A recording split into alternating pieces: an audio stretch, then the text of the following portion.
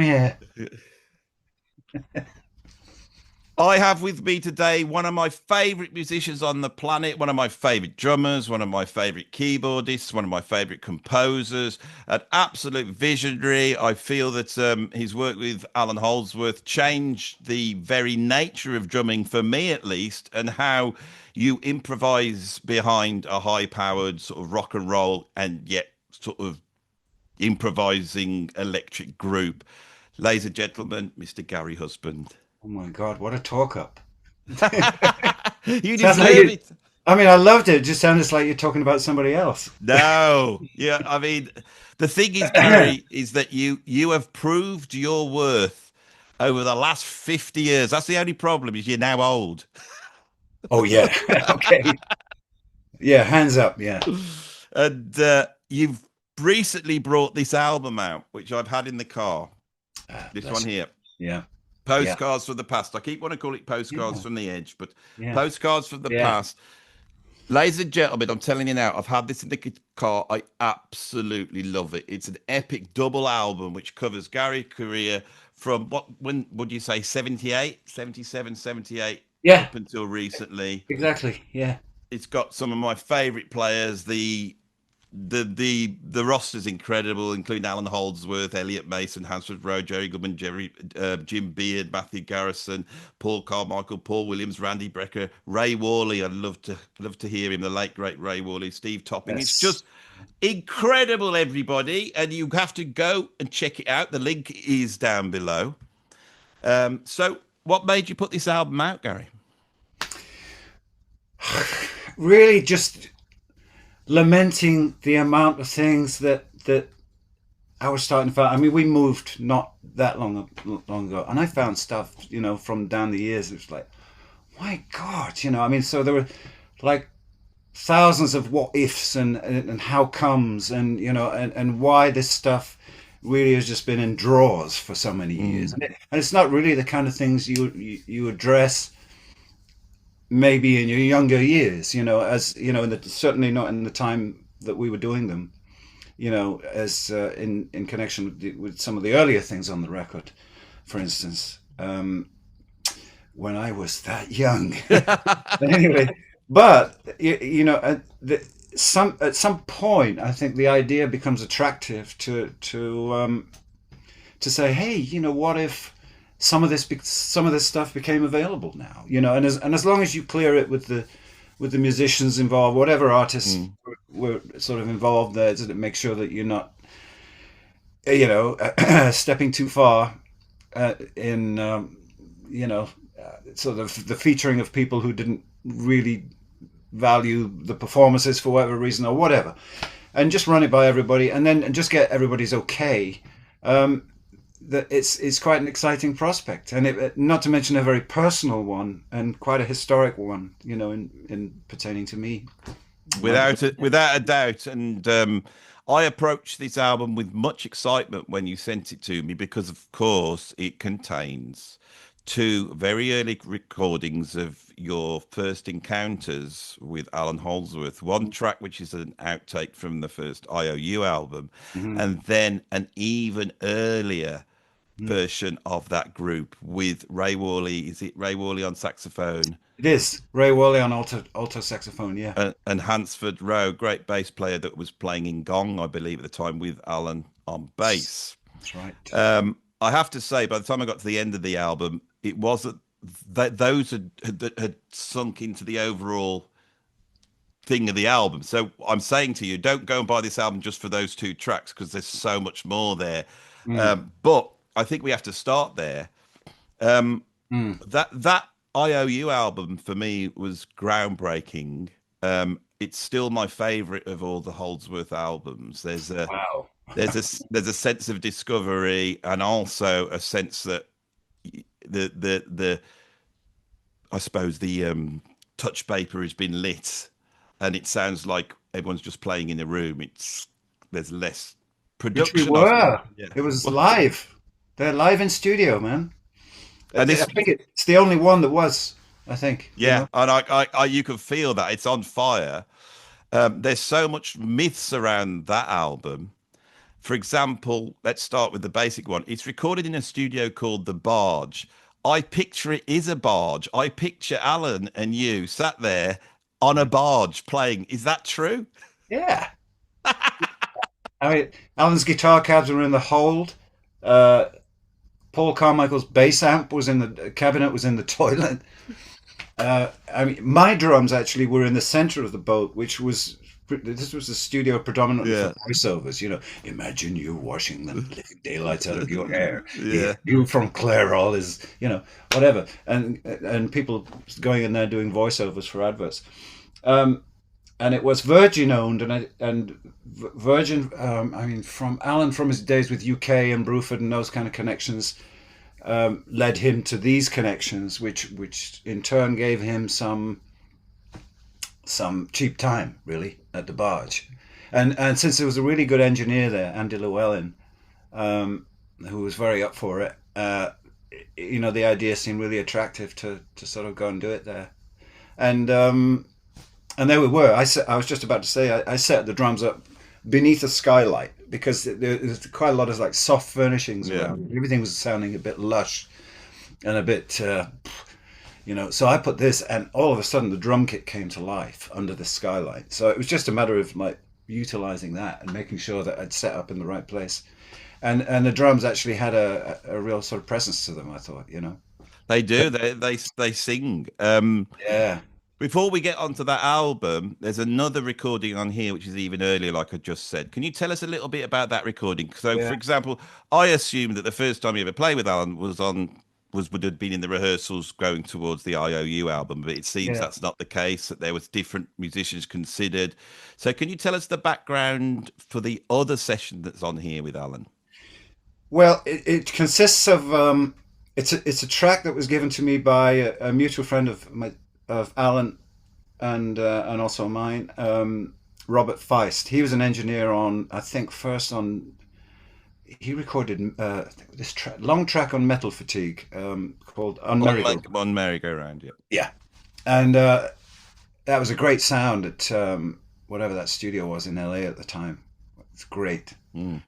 We set the drums up right in the middle of, like, it was like sort of CBS studios on the Tony Williams album, believe it, where he set up right in the middle of this massive room, and you know, it was just a glorious drum sound. And to me, we got a bit of that spirit in that track. Anyway, that was Robert, and he continued to work with Alan on, you know, from that point on, you know, a number of different albums of his studio recordings, and Alan really trusted Robert, so much so that I think come the time, or before, obviously before the time we sadly lost Alan, he'd given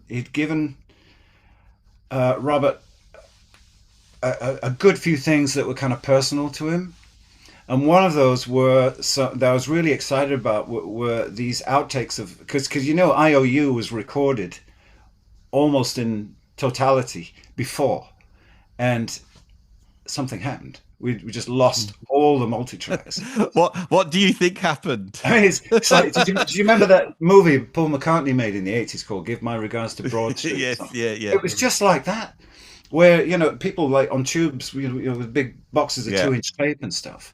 And you can imagine, we had this imagination of the thieves that had stolen the album, you know, the stolen album, as it were. So you went into, was this recorded in the Barge? It was, yeah. So, we'd already done it all over, you know. Yeah, so we were happy with it. So you've done the album, it's finished, has it been mixed and mass? Well, mixed, I assume, onto 2-inch or something like that. So you've got these mixes. What about the multi-tracks?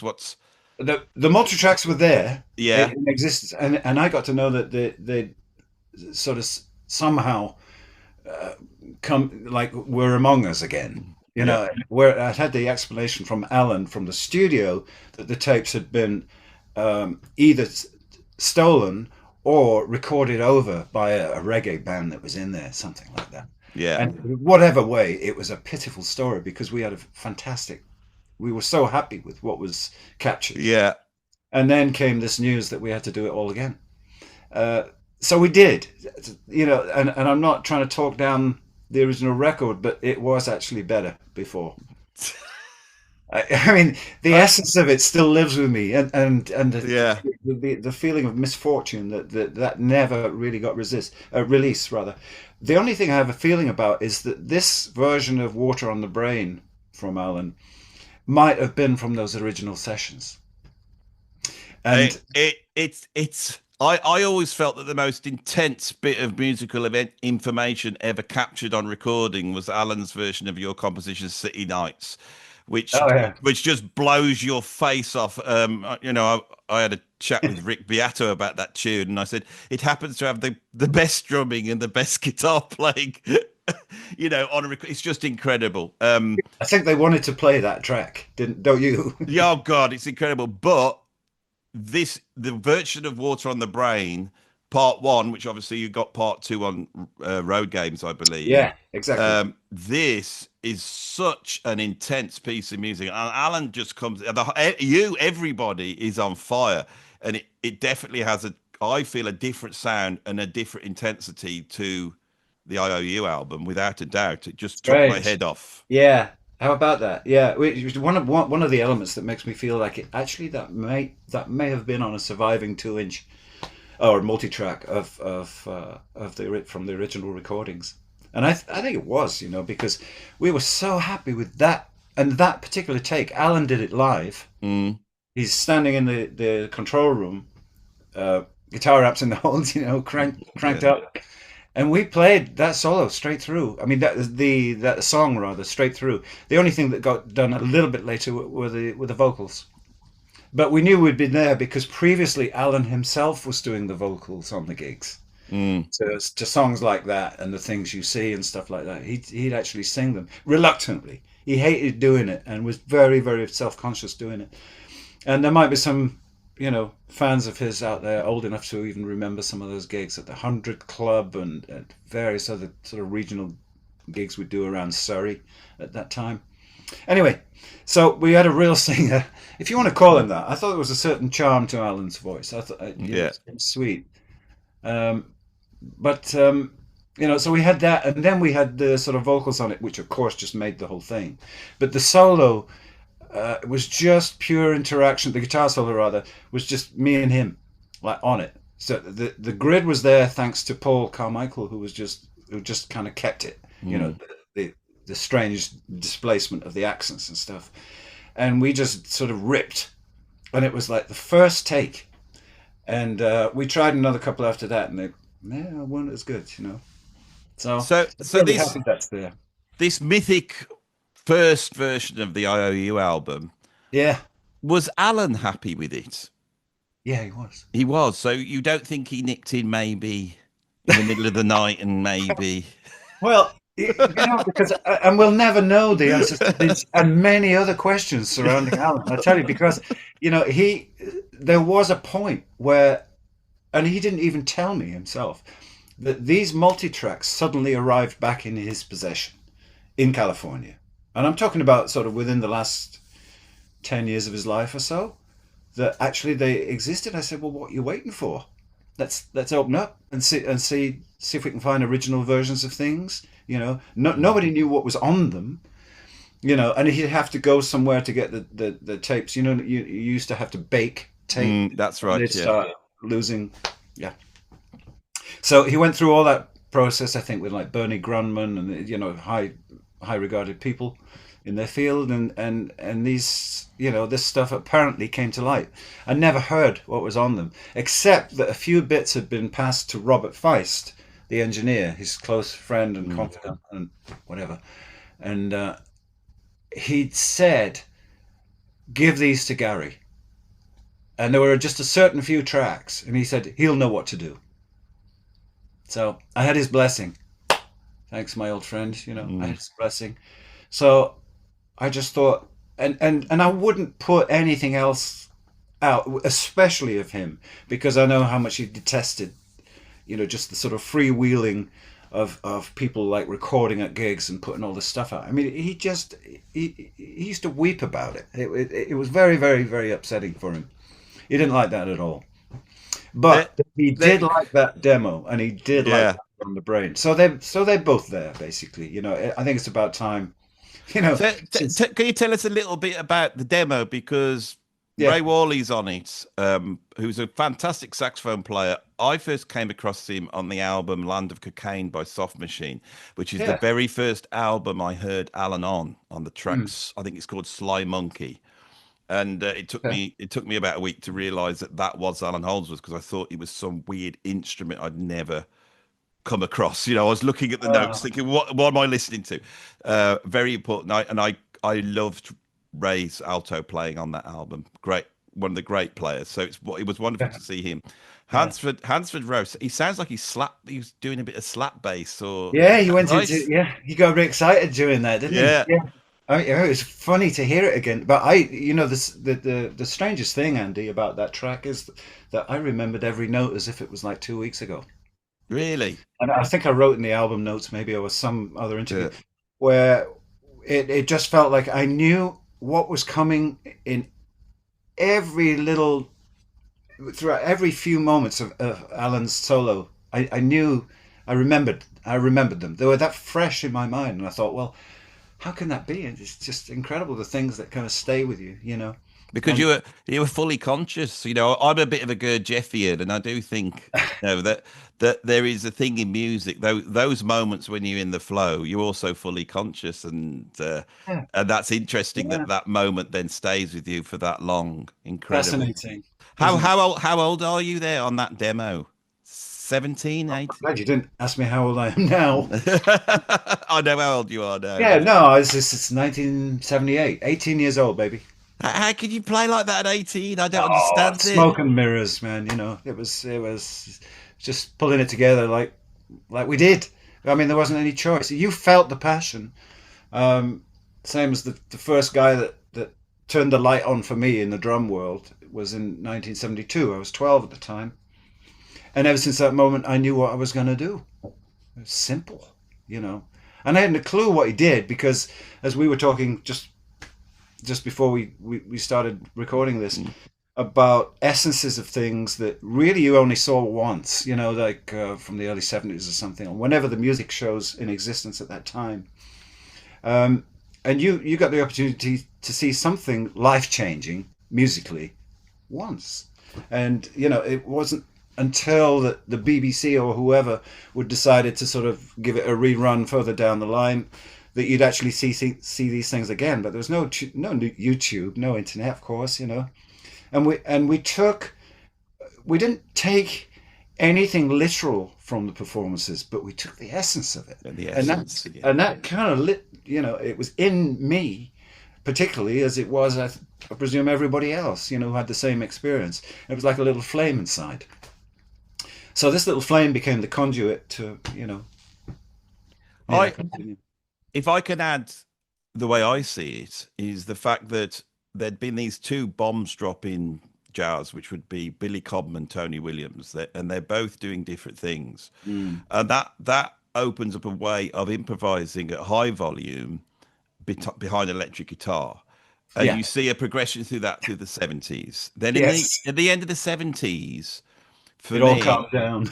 well, there's two albums for me which are like the Bible of high-powered fusion drumming. One is Shut Up and Play Guitar by Frank Zappa, with Vinny basically coming in with that polyrhythmical approach. Of And course. you're playing on the IOU album, which also comes in. And I often thought, why is Gary not playing the backbeat? Because Lenny White and Cobham and all those guys, you would still have the backbeat.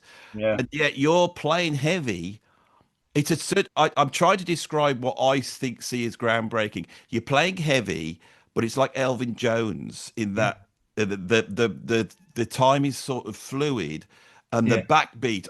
Weather Report did it, but they didn't do it in such a high-powered way. You know, I think Joe Zawinul was stipulated that from his drummers that they didn't play the backbeat. So I assume, did Yes. Alan do that as well? Did Alan say to Oh you, yeah. Yeah. No, he wanted perpetual invention all the time. So much so that I mean, he entrusted me with really deciding on and introducing and employing a drum approach that sort of brought his track or music to life in a different way than what he knew. I mean, that was like the essence of his life. Discovery What lovely word! This lovely word, and and and he'd soon discover if he liked something and if he didn't, and he usually did, unless a thing that happened with a cross stick. Remind me, it's a bossa nova reference Mm. in a minute, but the the thing about that was that he didn't. I mean, he carried this thing, which I guess Miles Davis would had given to Tony Williams, no instruction. Tony Williams gave to John McLaughlin later, Allan Holdsworth, no instruction. It was like, kind of play what you hear. You know what?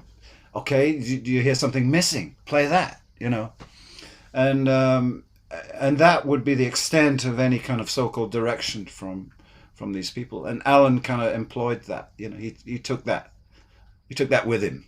It's like a little I, I've memento al- from those days. You know. I've always found it weird that my two favorite guitarists are from Yorkshire. Hmm. That they emerge on the British jazz scene, go to America, Yeah. hook up with Tony Williams, and Tony Williams provides this sort of rhythmical bed, which then launches everything for me as a player. I mean, it's come down to me, and Yeah. so Tony Williams' Lifetime with John McLaughlin, and then the Holdsworth Yeah. version of Lifetime. Yeah. That's where you start to see, because Alan's playing great on the sort of British jazz scene. He's doing stuff with Soft Machine, he's with Gong and all that. But there's something very static, and his guitar playing exists there. When Yeah. he plays with Tony, suddenly I think I wonder, did Alan then was that a key for Alan?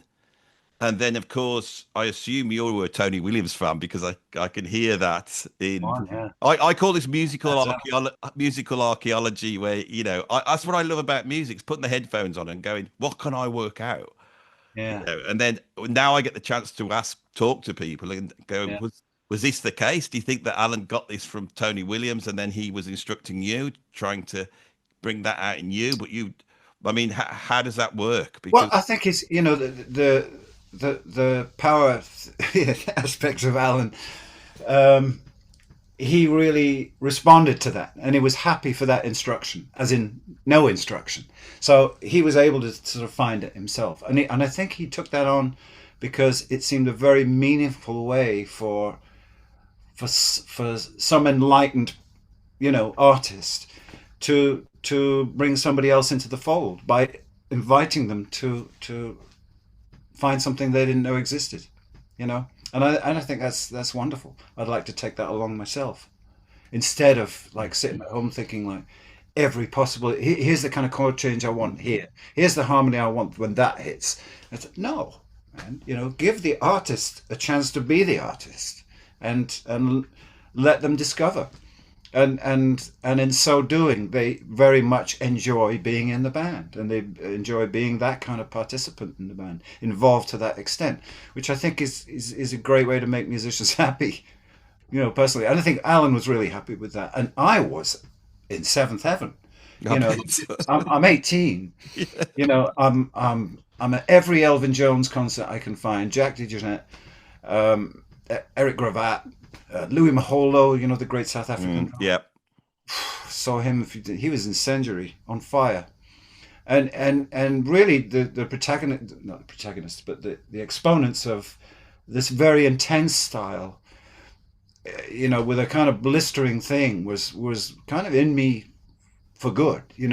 I'd be standing with a lot of musicians, for instance, in Ronnie's. This is the downside, where a lot of kind of musician friends, or some of them band leaders that had employed me, would say, "Isn't it fantastic how he plays with such spirit and command, and it hits you like a bolt of lightning, when Elvin, hits one of those rim shots and stuff." And I think, well, I could do that. No, brushes, or no, you can't, So it was always denied of me to play that way. In secret, I was doing kind of jamming and improvising sessions with Steve Topping, and we were just putting them down on a cassette deck. Which are also, some of those are on this album, aren't they? Some of those are there, yeah. Yeah. So, and it was indicative of what had taken place, and my particular personal forming and Steve's, where we really found each other on a different level. It was absolutely not jazz vocabulary at all.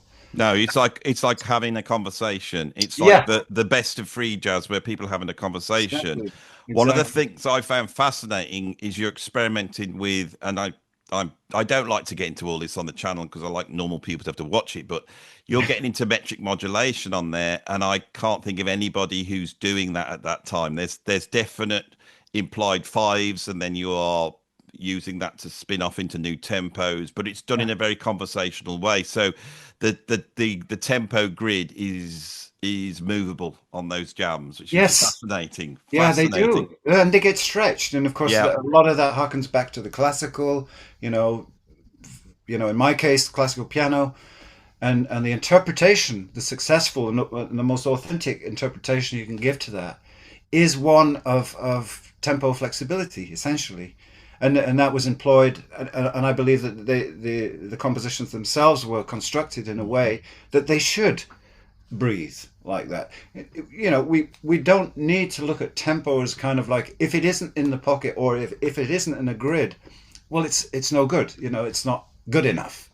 Which is, there are people who actually kind of feel that, but for something to come alive, I mean, you listen to Jack Johnson and stuff, and Billy Cotton doing the shuffle beat, and John Mhm. pushing ahead.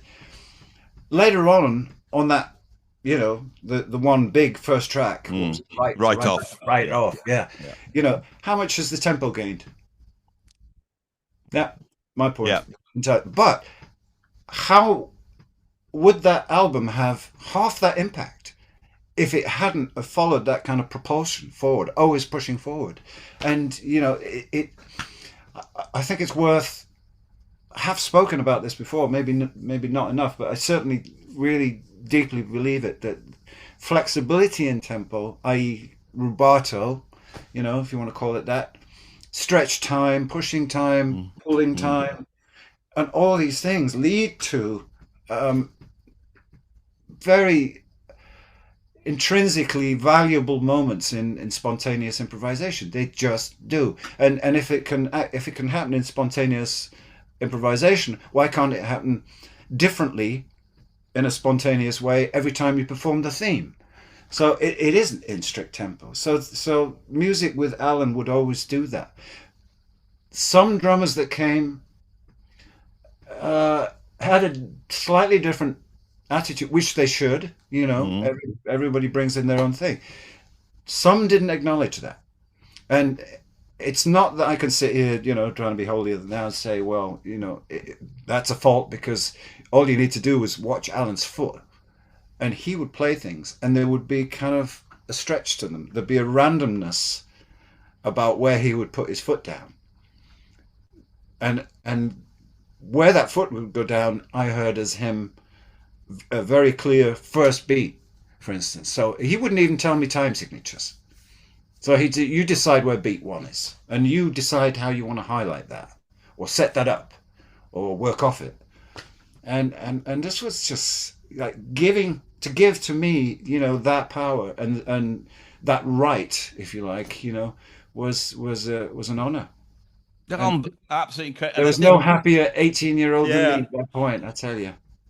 there's, there's so much I'd like to add to that. I, I love the fact that, Miles Davis at a certain age brings Tony Williams and he's like 16, 17 years old.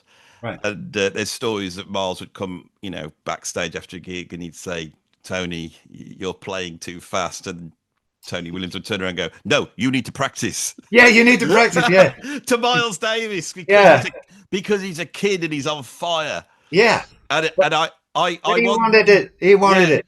Miles wanted it, man. so did you. You were on Oh fire yeah. because you're like 18 years old, and it's like there's a bravado there, there's an energy there. It's like there's a will to power. It's like I believe a lot of chops are developed not through practicing a metronome. It's because you want it, because you visualize it, and you try and go for things Yeah. beyond yourself and all the stuff that teachers say you never should do. Like trying to go for licks and you don't know how you're going to pull it off, but you're trying to express something, and then that combined with Alan's, it's what I find fascinating is that it's the same thing with his harmony. He doesn't have a root, does he? There's no root.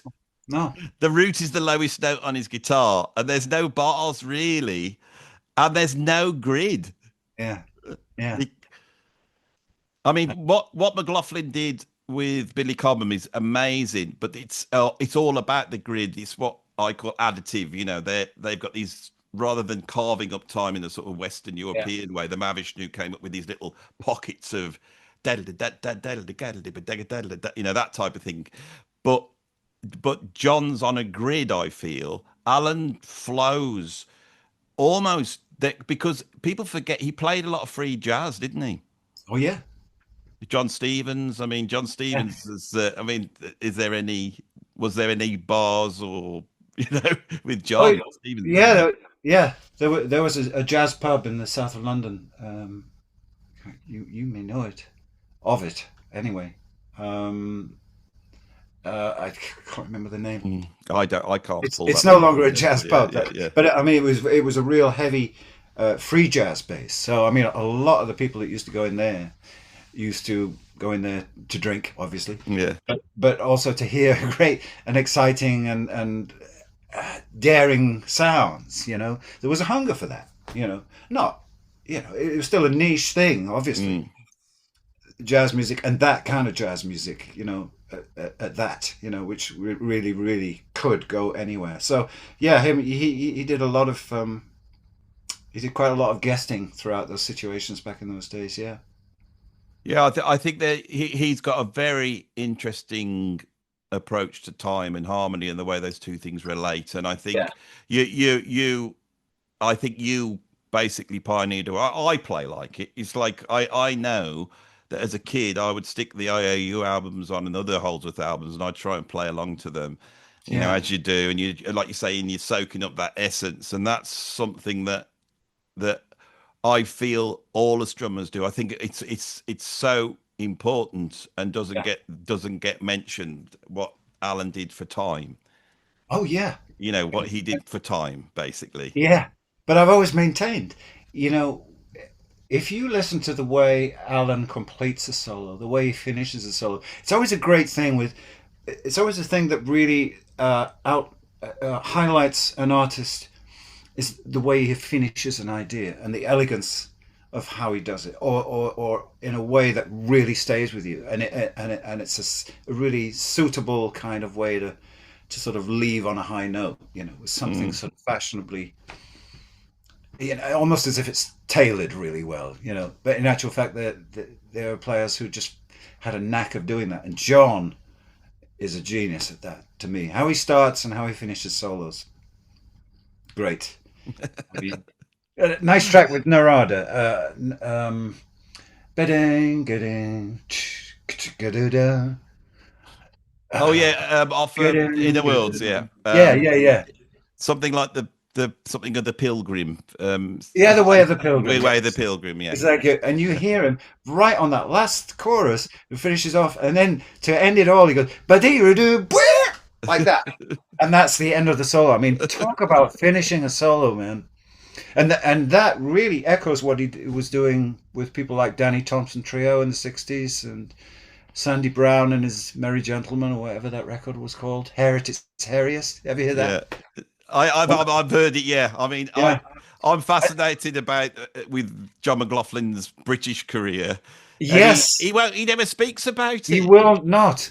Professes not to be able to remember it. When I think he does, he said, I said, "Can I play you something from them?" I took that Sandy Brown record, Hair at its hairiest.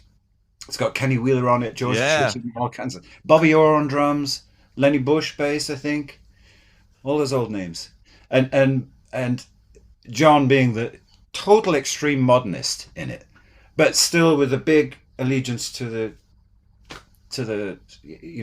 bop kind of way of thinking, the bebop kind of thing, and essentially to the spirit of each arrangement as it was. Great accompanist, has always been a great accompanist. These are artistic things. You don't just develop these sitting in a bedroom No. transcribing solos. You develop this by playing together with people. This is something. It's a spontaneous response, and adding to the summation of an idea with somebody, and you can be in their pocket a little bit, and sometimes you can stick your head out and go, or that, or Yeah. this, and that in turn inspires the soloist to sort of say, "Would you just shut up for you know?" Yeah. And I hear these kind of like these are conversations they're not having, but it's almost as if they are having them, just in terms of the whole musical connection. And I think that's a great thing. But John won't speak about it. No. I find you an incredible player because you're such a great drummer and keyboard player. I think you're Thank you. now almost becoming known as a keyboard player.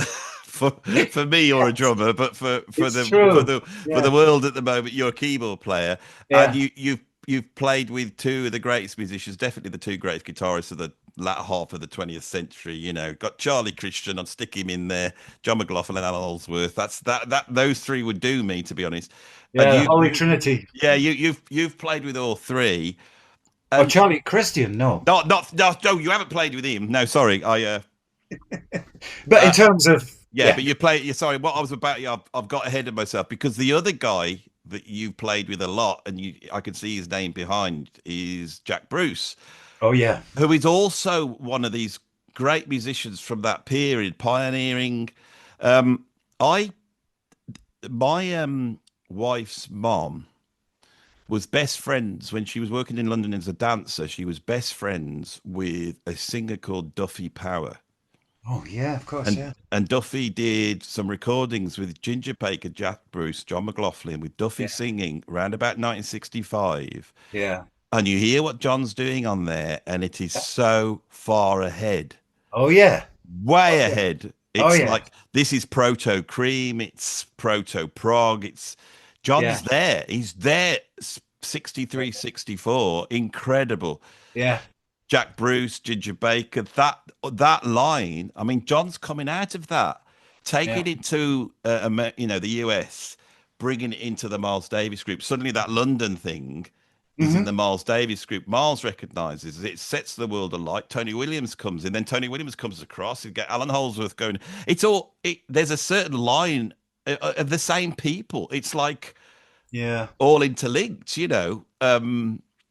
As well as his propensity to shine in a kind of organ trio Yeah, situation, which you did in London regularly. Mike Carr, Mike Ian Carr, Carp. Yeah. Mike Carr, and you're talking about lines. I also used to work with Mike Carr, like a 10 years, a decade afterwards. Like You're it's like you're you're a bit like Simon Phillips in that you start so young and you're involved in the sort of yeah, British scene. yeah, I last time I interviewed Simon, I just spoke about his dad. It was fascinating because his Sid dad, Sid Phillips, Phillips, yeah, yeah, we're going back to the beginnings of British jazz, 1925, 26. yeah, The line of these players, and then you get you and Simon in the sort of in the UK mm, doing these sort of session works. You're really, really young. mm, You're enamored by Tony Williams and Billy Cobham. All that's there, and you're coming up against the generation before who have basically created every aspect of, let's call it rock music and fusion and prog and all that type of stuff. yeah, And so I find that this album especially, it starts there. You have these early recordings, and then you have your journey through and where that goes. yeah, All the way through this, there's like set pieces. I was really impressed by the recording of Force Majeure, which is that you had that as a band that toured about 20 years ago. Is that correct? yes, yes. Incredible lineup. Do you just want to go through the lineup just to let them know? Well, yeah, we had Otto Tutsboyasian, the great percussionist, which I saw on videos from Joe Zawinul's Mm. Syndicate. Um, and I got Otto along with Jim Beard and Matthew Garrison because I saw them as three, like a team almost, and they'd appear on different various records Mm. as like all being on the same Mm. record Mm. for other people. And I thought, okay, so there's a thing there, there's a little club there. That's nice. I'll take all three of them. And of course with Jim's unique sensibilities in terms of sound palette, sound colors and everything else that were really unique to him and no other. In fact, I mean, I think it was of a Joe Zawinul spirit, not of a Joe Zawinul method. Mm. So it was it was a real pleasure to have that in the band, and of course it's just his piano playing techniques as well. And Matthew, of course, I knew from the Heart of Things band Yeah. with John, and I was like, yeah, man, yeah, and Joe Zawinul.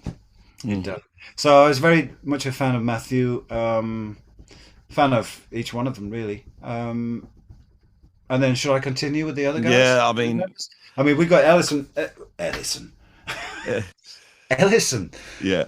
What is that? A new name or a new verb? Who knows? Anyway, he was on the scene. He's got a great trumpet playing brother. I can't remember his name. Somebody Mason, obviously. No, it's not coming. So Elliot. I think I first worked with him with Yannick Guisdala, the bass player that was in London for a while. And he was just unbelievable. I said to you before we started that there is a trombone solo on here. I mean, we got Allan Holdsworth on here. Yeah. But I got to be honest, I was in that trombone solo is incredible. It's he's on fire. Is it slide trombone or valve trombone? It can't be slide trombone. It's both. But he's playing valve trombone. Yeah. But regular trombone also, and bass trumpet. It's unbelievable. I have never heard a trombone player play like that. Yeah. It's just explosive. It's so. I mean, you've got Randy Brecker on trumpet, Jerry Goodman on violin. This is an incredible band that was almost points back to every fusion band before it. You know, with Matthew Garrison, you even go back to almost like Coltrane with that. You know, so. Yeah. Exactly. And you've captured too that the solo is incredible, and also the incredible Jerry Goodman solo. Mm-hmm. You know, what are the great players, really? I feel, obviously, we know he changed the world in the Mahavishnu, but after that, there's not that much to listen to with Jerry, is there? And it's, you know, especially in a situation where he can just blow. Yeah. Yes. So I really enjoyed that, you know, being able to hear that. Yeah, exactly. And it's one of the reasons I felt sort of compelled to try and get him to play on one of my albums we were talking about, Dirty and Beautiful. Yeah. Between the Sheets of Music, I think is the track. It's a Jan Hammer and Tony Smith composition. Yeah, Jerry's on there with Allan, you know, and they were there at the same session. I really love that kind of, you know, when you look at certain artists, you know, the what is it, oh God, what's the word, the traveling towards something. Anyway, whatever that word is, I can't think. You see that a lot of these truly memorable album projects or performance projects feature people who are very kind of unlikely with each other, you know, and just getting, when I was lucky enough to win that Contemporary Music Network grant back, you know, I was just in complete shock when they told me that I'd got it, but they knew how far I was going to reach with it. Even in terms of the instrumentation, which in itself was different. I mean, rock, bluegrass, R&B, blues, violin, you know, through two like screaming combo amps, you know, on stage, up against trombone and trumpet. Now, Randy likes his electronics, so I mean, he was kind of halfway there, but. I mean, the difference in volume, of course, I didn't consider this. So we just sort of had to sort of shift, you know, as far as the stage plan was concerned, where Jerry could just kind of be a little bit in his own space and give that to the brass players too. But in doing that, it compositionally, it opened up meridian, what's the word? Will you edit these bits out? Yeah, no, we'll have it Myriad. all. Myriads, yeah, I love it all. Yeah. Don't worry about it. Yeah. And I almost thought of the word I was looking for.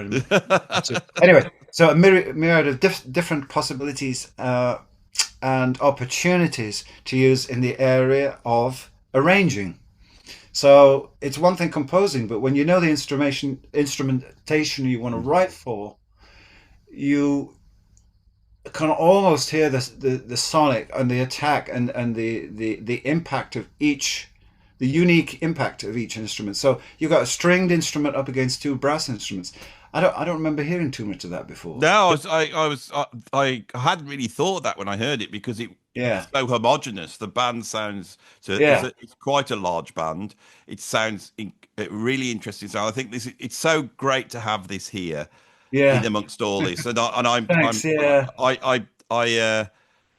if you are a contemporary fusion fan, it's almost like an essential purchase, not just for the Allen stuff, but I think to have well, that's that nice of that you. that force majeure, on CD and to be able to hear the way they're playing and what's going on and the liveness of it. It's a live concert. It's beautifully recorded, and to hear Elliot's incredible trombone solo, and then for Jerry, it drops right down, and then Jerry comes Yeah, in, and it's just and takes you yeah, all the way up there, baby. yeah, yeah, And yeah, does he go for it? Of course, I'm there, and yeah.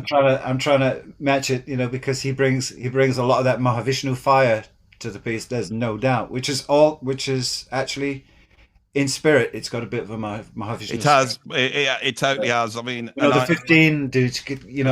With those kind of chords, a little bit New York on My Mind chords yeah. there.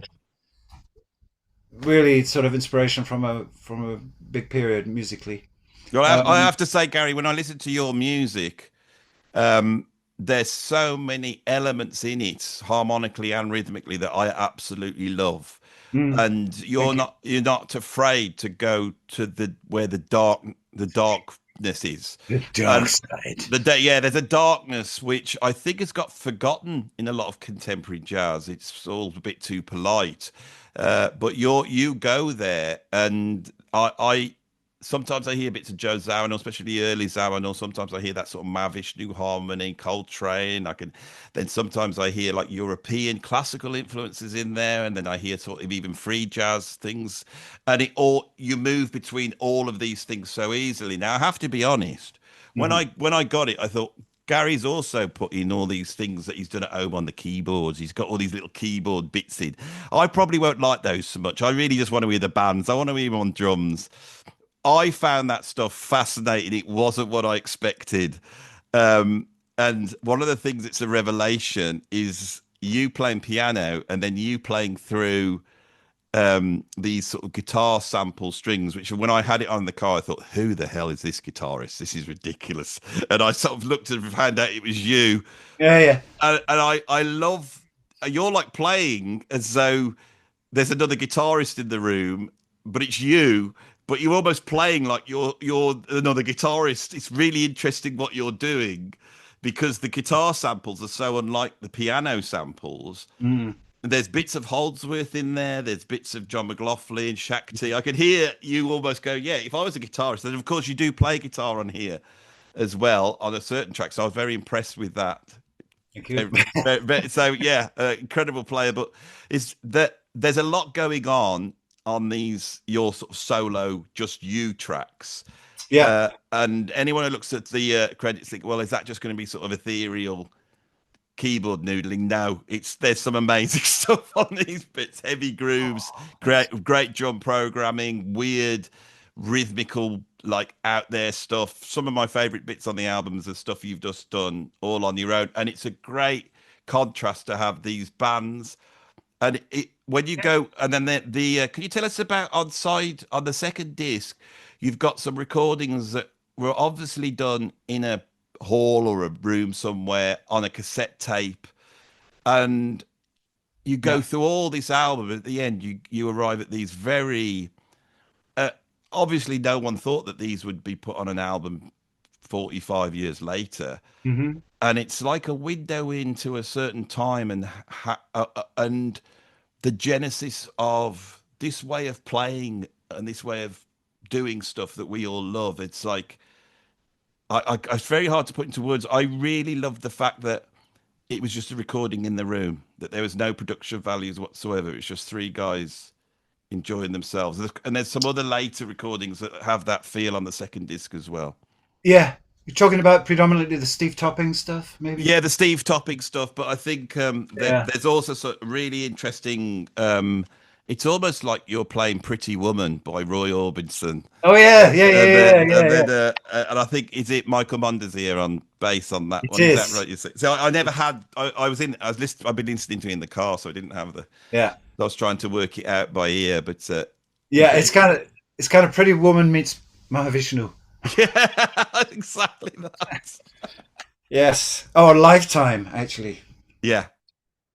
And But it's just wonderful stuff. It's like it's like musicians just exploring. You're not doing it in a condescending way. You start playing the Pretty Woman thing because I think it's almost like you go, this is cool. It's like there's almost a naivety there. Go, let's play Pretty Woman. It's cool, and then you take it and just move it off into. yeah, It's an yeah. aspect of improvisation just don't hear anymore. Like I don't. People must be doing it, playing together to have fun. I think that's the way I describe it. Playing together to have some fun. Absolutely, absolutely. I mean, we did. These were sort of. I had that three-piece formation from the respective era that comes from 93, 94, something like that. And it was called Gary Husband Group, and we did one gig at Sardinia Arts and Music Festival or something. Anyway, and we couldn't get much further because it just was not really appealing to anybody. That kind of music at that time, full of fire and bursting into Yeah, flames, yeah, and stuff was. People, oh, it's way over the top. They've gone too far, yeah. or whatever they say. But to us, it was like great, a great sort of like supersonic journey into the unknown. That's the way we felt about it, and I don't think you can do it unless you do feel that way about it. No, and I can hear it, and I recognise something that I used to do in my mates, and almost like Exactly. this is forgotten in like a cassette tape, Yeah. one mic in the room. You sit there and play all night, and I'd go back to my mate's house. I had a group called Sinister Footwear, exactly the same thing. Really great players, It's and another good name. we'd just go. We'd sit there all night playing, and it would just Yeah. go wherever it wanted to go, and it was crazy. And I think it's something you do when you're young as well. But I just feel the internet is you can do this on the internet. It's a thing, and no one's doing it. I wish jazz musicians would just go in a room and play Yeah. and Yeah. record it and just stop worrying about it all being perfect and whether they did a good solo or not, because it's not about that. It's about the Yeah. overall communication. Yeah. And sometimes you need to have that. I'm lost. I don't know what I'm doing to move toward. You just reminded me of something in music which I just haven't heard. I'm trying to put it into words.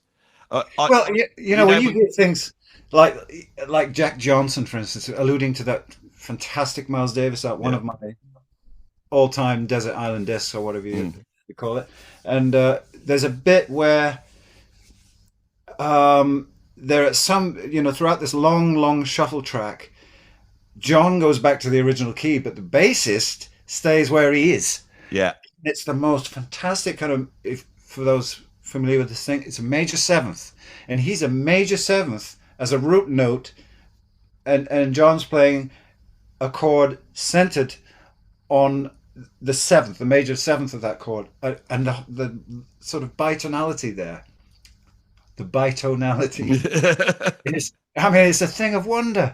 And the way was somebody Henderson? No, Michael Henderson. Michael Henderson. Yeah. Yeah, and he goes and he does it, and he realizes he hasn't gone back, and John's looking at him going, "Yeah, I'm back in E or whatever it was, and Michael Henderson just does this beautiful little eloquent, makes his way up to the new key with all this cool thing and panache, and it was so just magnificently stylish the way he did that. Well, what's bizarre when you Beautiful listen moment. to that, and we were chatting about this, I call this musical archaeology. I think one of the things that's amazing about music is you could actually put the headphones on, listen, and you can go, what's going on here? Because it's not like people play perfect performances. It's like people talking to each other, and Yeah, that. starts up, you know that if you know the backstory, Miles had told them not to play.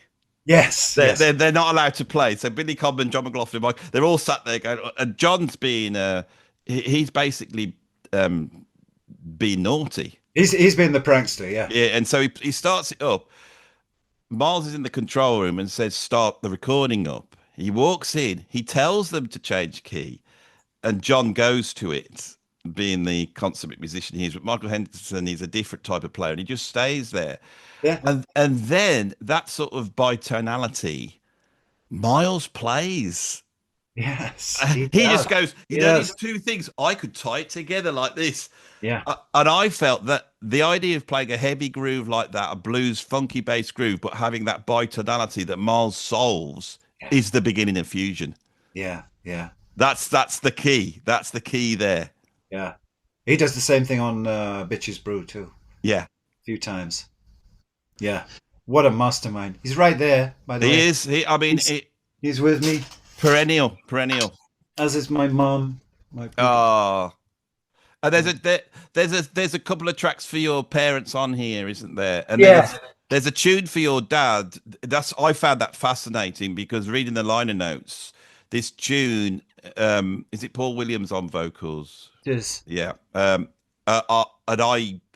Well, in the liner notes, you said this was going to be the ending of Oh yeah, Metal Fatigue, so you would have had the right. unmerry-go-round, Yeah, which and is then an incredible piece of music. It goes beyond just Alan's normal solo head. It's like as though yeah, it's almost like an exposition of angst. That track is. yeah, And then it would have gone into this tune for your father, yeah, which would have changed the whole album completely. yeah. It Because would it's have. Yeah, in the end you get In the Mystery, which is the closest he ever got to being writing a pop song, isn't it?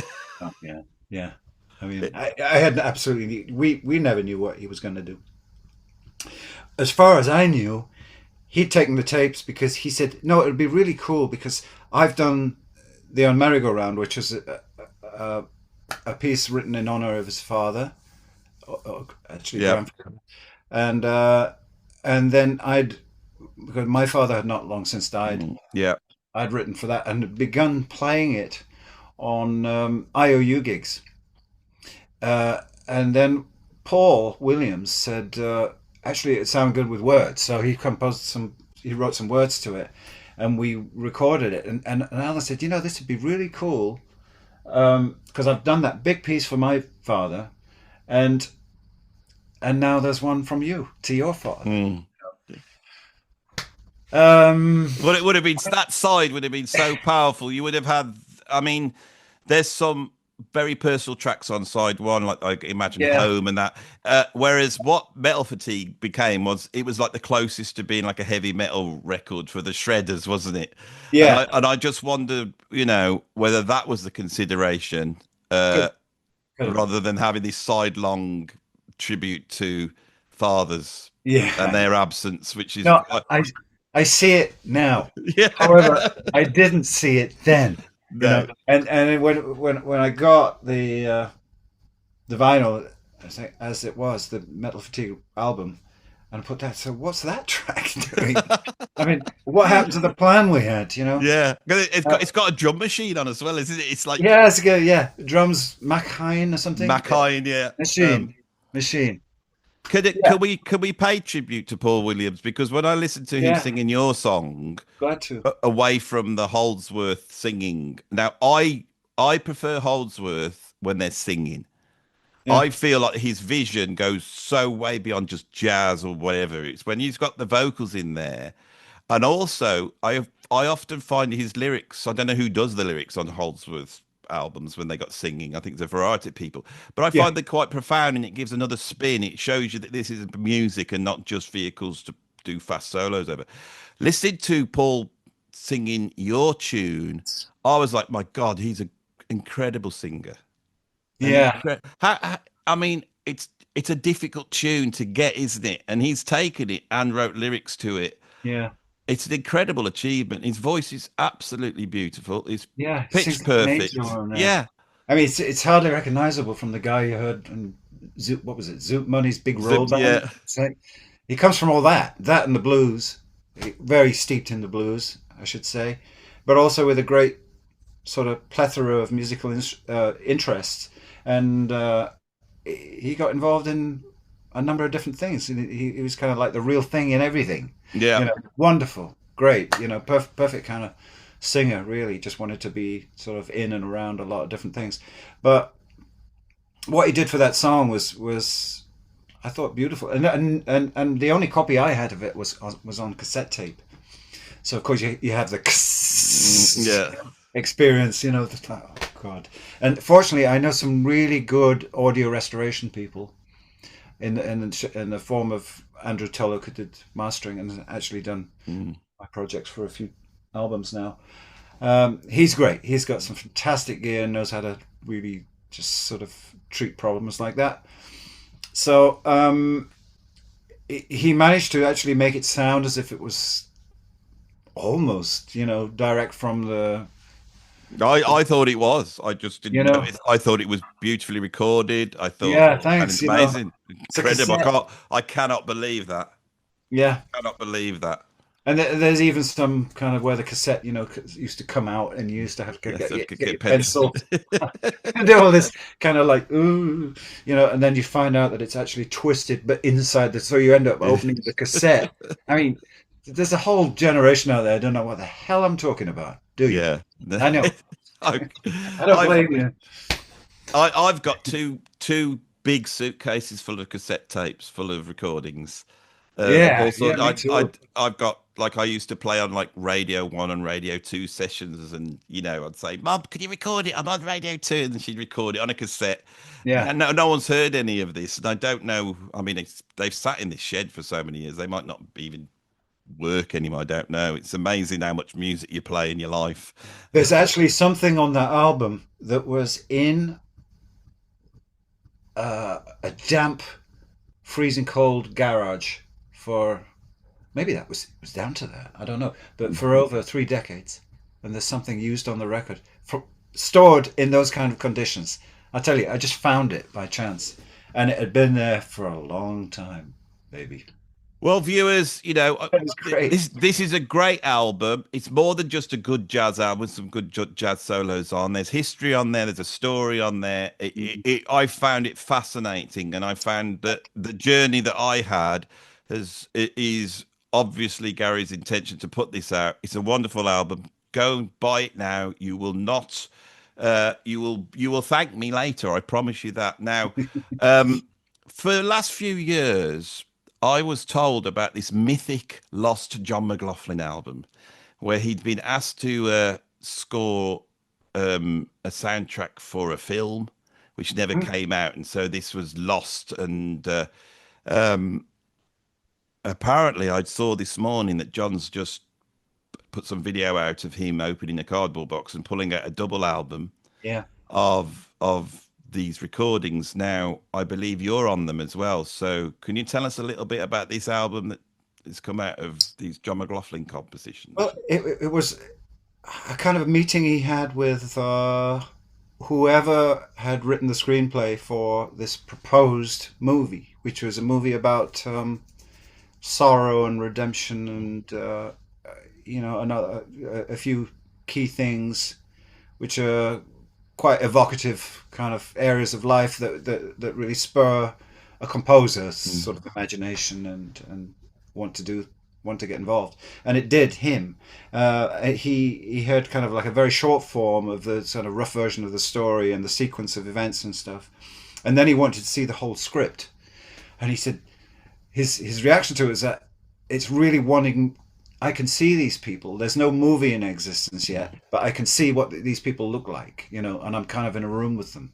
So it's actually making me feel to write for the project. And the guy, of course, was delighted. A long time John McLaughlin fan, and I think John's only condition was to let him do it the way he saw to do it, which was like the Louis Malle and the Miles Davis thing surrounding Lift to the Scaffold movie.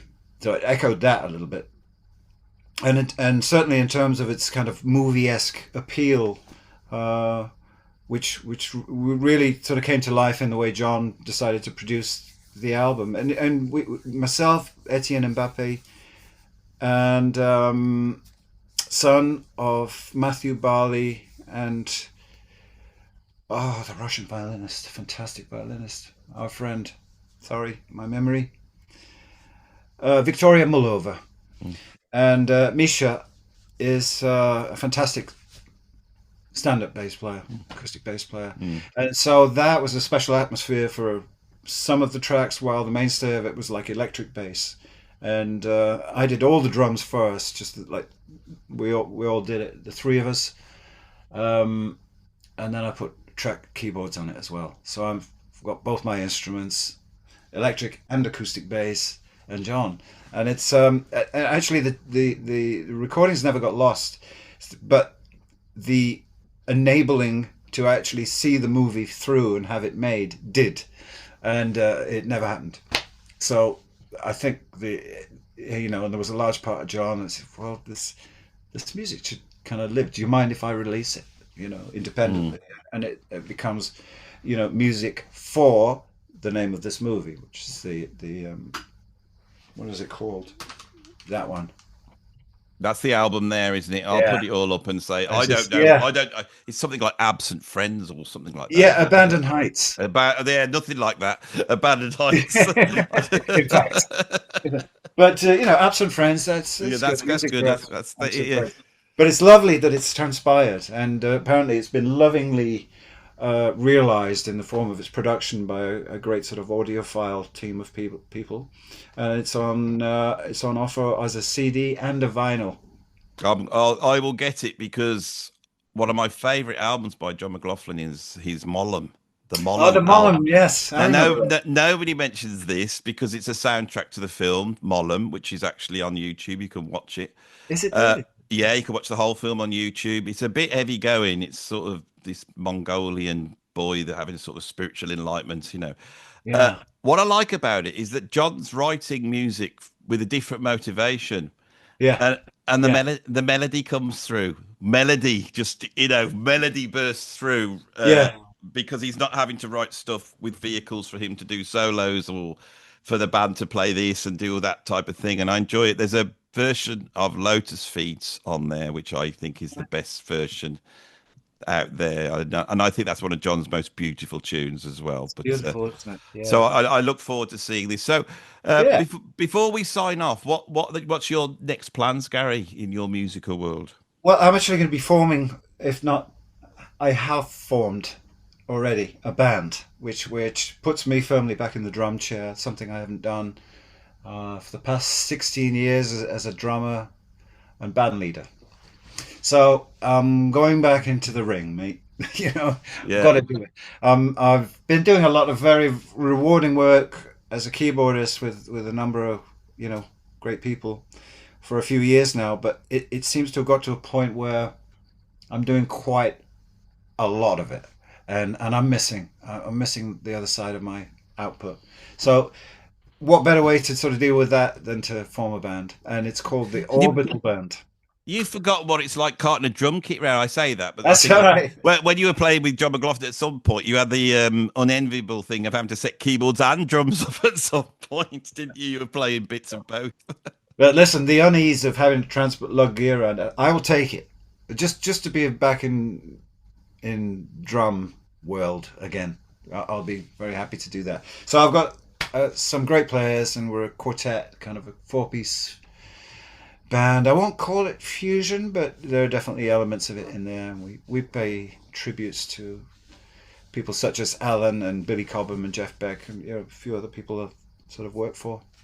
Yeah, I mean, the thing is, if I ask you about everything you've done, we'll be here for about 8 hours. That's yeah. And so just please keep coming back, Gary. It's like I will. I got. You have so many points of contact with musicians I absolutely love, as you know.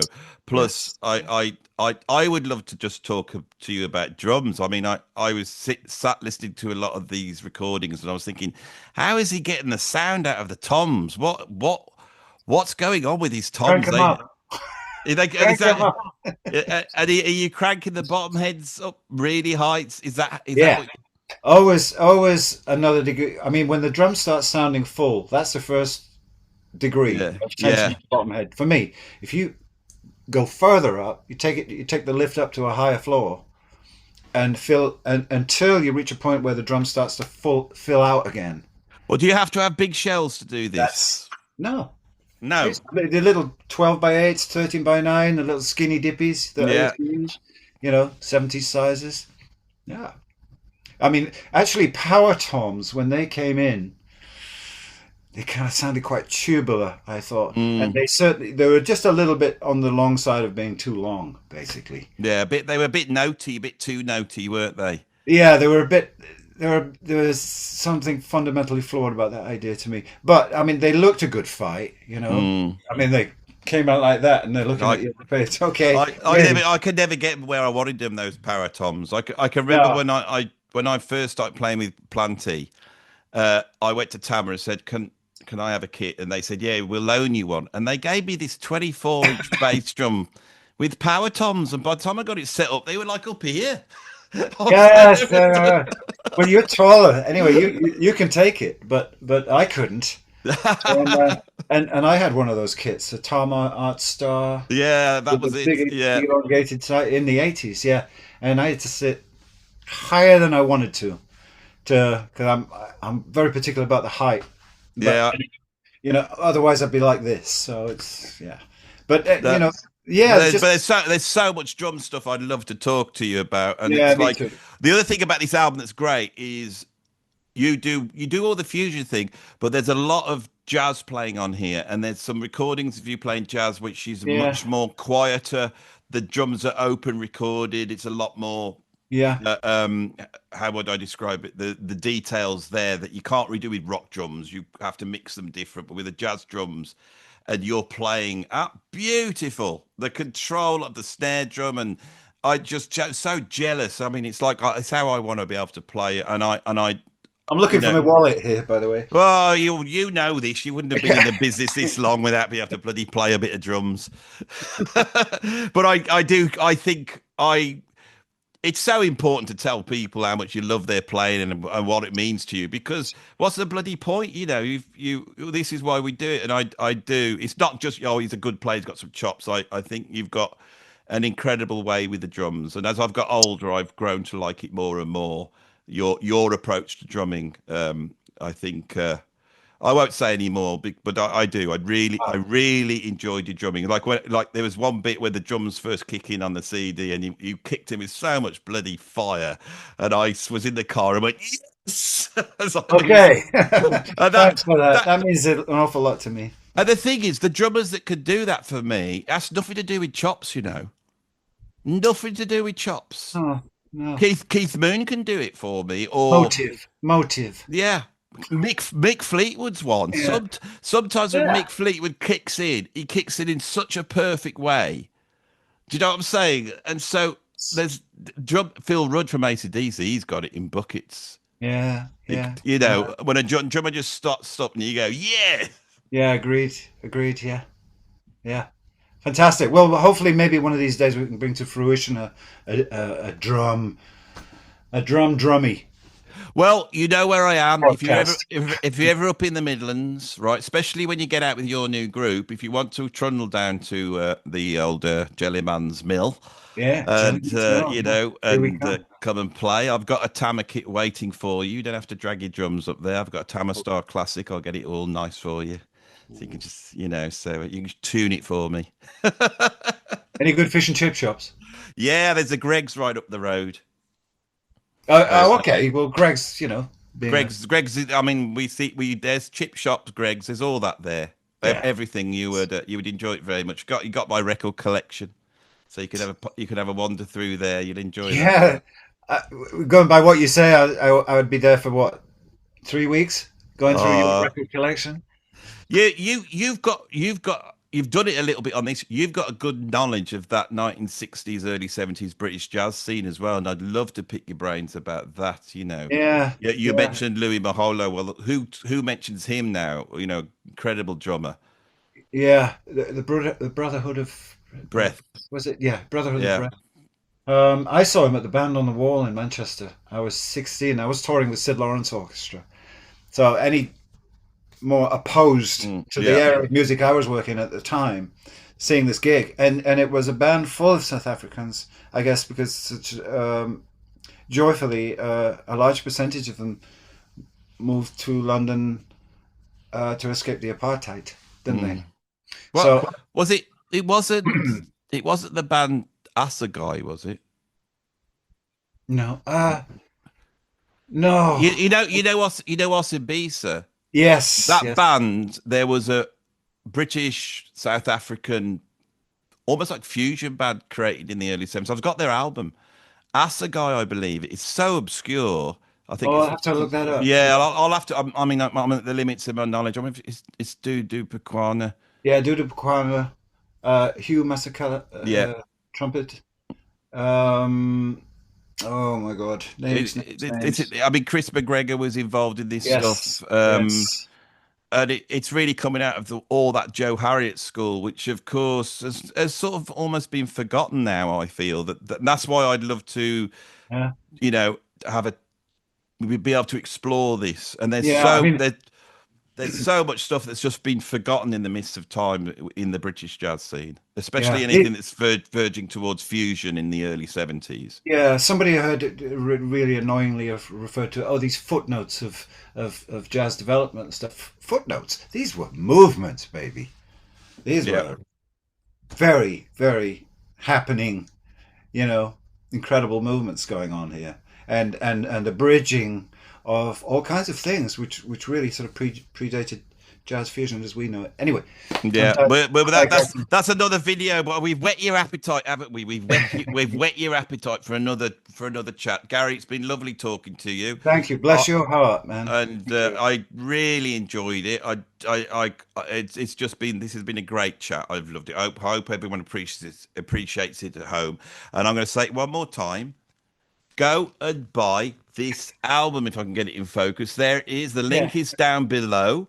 I don't do that many reviews of albums, and that's because I don't like them that much, and I don't want to come on here and say, yeah, it's quite good.